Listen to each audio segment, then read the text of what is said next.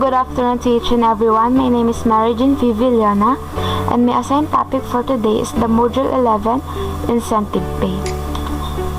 So today, pag-aaralan natin kung ano ba ang ibig sabihin ng incentives.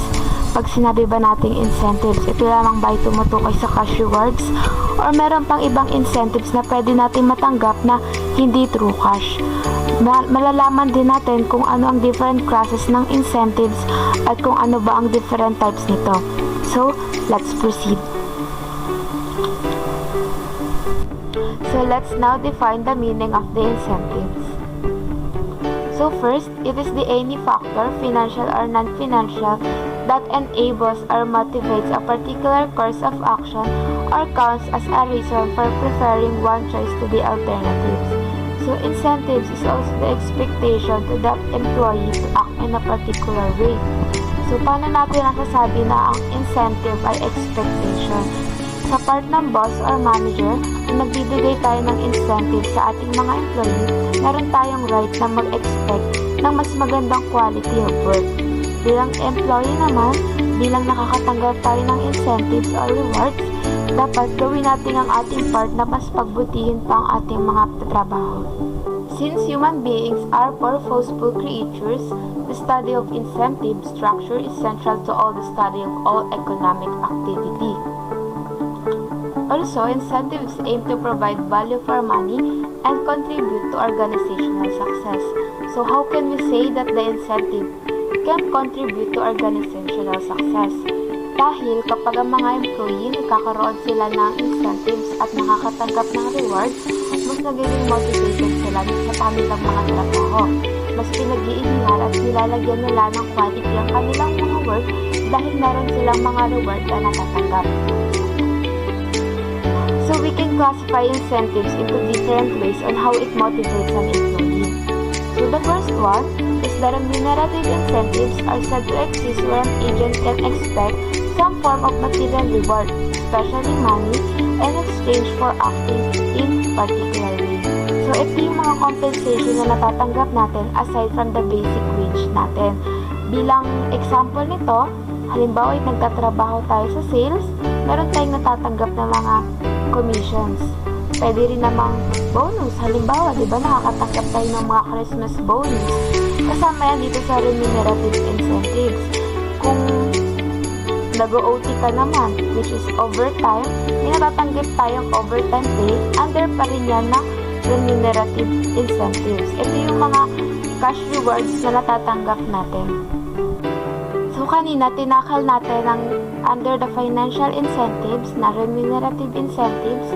Ngayon naman, let's proceed to the number 2, moral incentives.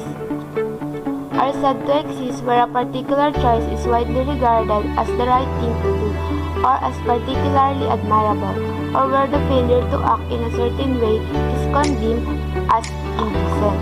So, di ba kanina nasagot na yung tanong natin na kung ang incentives ba ay tumutukoy lamang sa financial na rewards, ito ang isa sa mga example ng non-financial rewards, which is the moral incentives.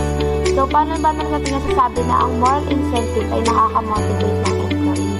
So, it motivates the employee in terms of convincing them that their work is important and needed in able to achieve the organizational success. Kapag nakakatanggap tayo ng moral incentives, mas nagiging motivated tayo, diba? Mas nafe-feel natin na na-appreciate ng ating top management yung mga simple na trabaho na ginagawa natin. Next is the coercive incentives. Are said to exist where a person can expect that the failure to act in a particular way will result in physical force being used against them or their loved ones by others in the community. So kanina, tinanong natin kung paano nakaka-motivate ang moral incentives. Ito naman sa coercive incentives, how do it motivate such an individual? So it motivates an individual to make a decision to avoid consequences or punishment. Ang iba pa sa mga example ng coercive incentive ay inflicting pain in punishment or by imprisonment or by confiscating or destroying their possession. So, isa Isa ng example nitong coercive incentives is, halimbawa, binigyan ka ng deadline ng top management upang matapos mo yung task mo, pero hindi mo ito natapos. Nagkaroon ka ng failure kaya hindi mo na-achieve yung goal mo. Maaari ka nilang sabihan na i-confiscate nila yung personal belongings mo such as cellphone para makapagtrabaho ka pa ng mas maayos at next time, maabot mo na yung goal mo. Classify na natin ang iba't ibang classes ng incentives. So now, let's proceed to the different types of incentives. Number 1, straight piece rate. A worker is paid straight for the number of pieces he produces per day. So dito sa straight piece rate, nakabase ang incentives na matatanggap ng isang worker sa products na nagagawa niya per day. Nakabase dito kung nakakaabot ba siya sa quota or hindi. Wala siyang minimum wage na matatanggap, kaya naman kailangan mas pag-ibihan ng worker, kailangan niyang mas maging productive para maabot ang quota. In this plan, quality may suffer. So sa mga production companies, may mga quote na sinasabi parati na quality over quantity. Ibig sabihin, mas pahalagahan ng quality kesa sa dami ng products na nagagawa. Pero dito sa straight piece rate, mas nakafocus ang mga worker sa quantity ng product dahil doon nakabase ang incentive na matatanggap nila. Number 2, straight piece rate with a guaranteed base wage. A worker is paid straight for output set by management even if the worker produces less than the target level output.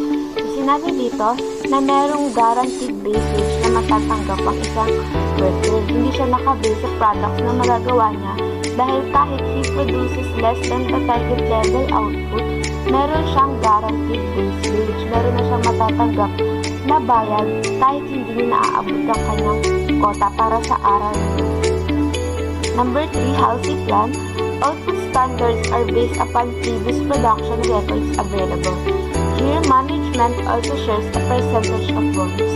So, nakabase ang bonus ng isang worker sa time na nasa-save niya sa kanyang trabaho. Nagbibigay ang management ng 50% na bonus kapag may nasa-save tayong time. So, may formula tayo dito upang makuha natin ang wage. Nag-set ako ng example and able for you guys to understand it clearly. So, ito ang letter S, which is the standard time, 24 hours. Ito yung deadline natin. Ito yung kailangang oras na matapos natin yung ating work.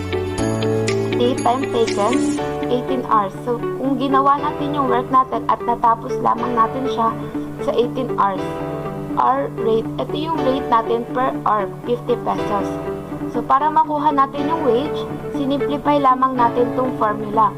50 times 18, ipa-plus natin sa 50% na bonus at 24 minus 18 at ita-times natin ang sagot sa 50. Magiging ganito yung kalalabasan niya, 900 plus 50%, ita-times natin sa 30 na sagot dito sa taas. Equals 900 plus 15. 915 ang total wage na matatanggap ng isang worker based dito sa aking example. Tapos na tayo sa different types of incentives. Now let's proceed to the fringe benefits. Fringe benefits is a various non-wage compensations provided to employees in addition to their normal wages or salaries. So, si fringe benefits daw, ito yung mga compensations na ibinibigay ni employer kay employee aside from the basic wage. Ito yung mga benefits na hindi kasama sa salary ng isang worker. Where an employee exchanges cash, wages, for some other form of benefit. This is generally referred to as a salary sacrifice or salary exchange arrangement. So here are some examples of the fringe benefits. Number 1, housing. Employer provided or employer paid. Ito yung mga housing loans na pwede natin matanggap kung magpaparenovate na tayo ng house or mag-a-avail. Number 2, group insurance. Health, dental, life insurance, etc. So for example, nagpa-check up tayo or nagpabunot man tayo ng ipin, makakatanggap tayo ng discount dahil meron tayong health card provided by the company. Sagot ng company yung mga ibang expenses natin. Number 3, disability income protection. So yan, kung ma-disable man, may mga income na matatanggap. Retirement benefits. Kung mag-retire man ang isang employee sa company, lalo na kung matagal na siyang nag-service dito, may matatanggap siyang benefits. Sick leave, vacation, paid or non-paid. And last, funding of education. Yan. So, ano nga ba ang purpose ng fringe benefits? So, the purpose of the fringe benefit is to increase the economic security of the employee. So, magiging mas secure yung future ng employee dahil meron siyang mga benefits na natatanggap habang nag-work siya sa company niya. Feel appreciated and become productive rather.